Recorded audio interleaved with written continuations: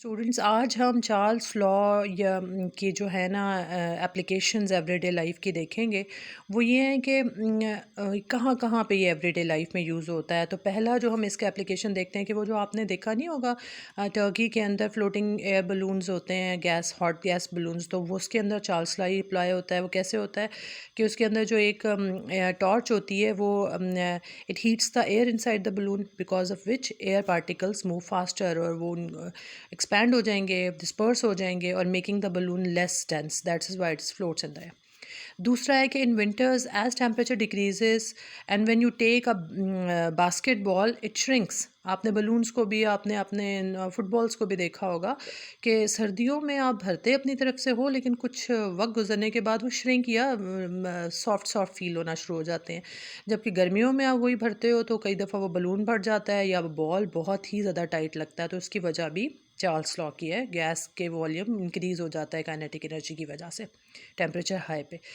और तीसरा है जी, gas tyres experience the same above phenomena जो हमने अभी बलून्स में और बास्केटबॉल में देखा था, वही वही कार टायर्स के अंदर भी होता है। उसकी जो उसकी ट्यूब होती है वो सर्दियों में श्रिंक्ड और गर्मियों में सही टाइट फील होती है, उसी उतनी ही गैस अगर आप भरें तो। तीसरा है कि when we overfill the tube placed on the pools, pools के ऊपर वो जो लाइफ सेविंग सी ट्यूब नहीं होती जिस पे इंजॉय कर रहे होते हैं, on a hot day it can swell up in the sun and burst.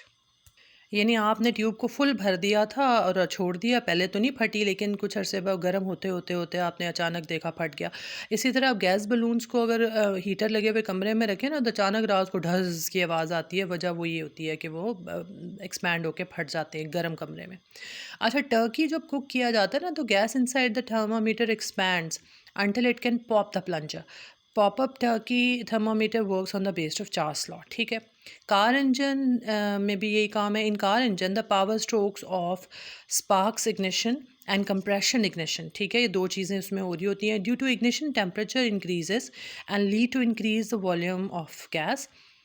उसकी वजह से वॉल्यूम ऑफ गैस एक्सपैंड होता है और फिर वो सारा वर्किंग उसका हाइड्रोलिक प्रेशर और सारा कुछ स्टार्ट हो जाता है। ठीक है ना। Helium balloons shrink in cold weather and they burst or they expand in hot weather.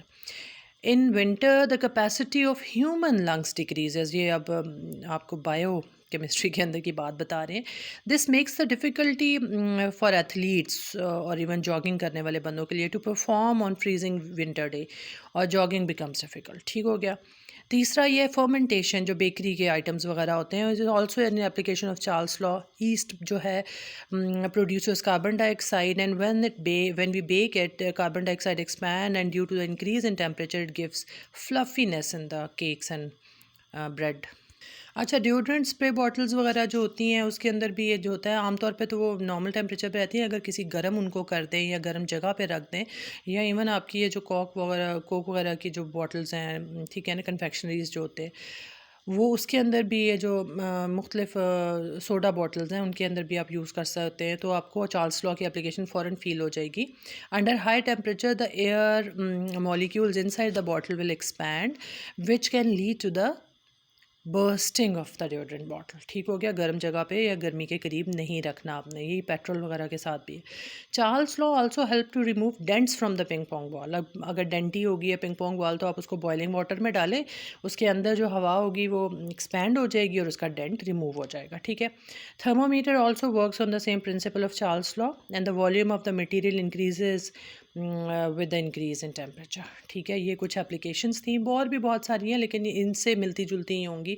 तो ऐसे लोग बेस्ड क्वेश्चन में अगर आपको कंसेप्चुअल याद आ जाते हैं तो आपने कर लेना है। ठीक है बेटे, ऑल द बेस्ट।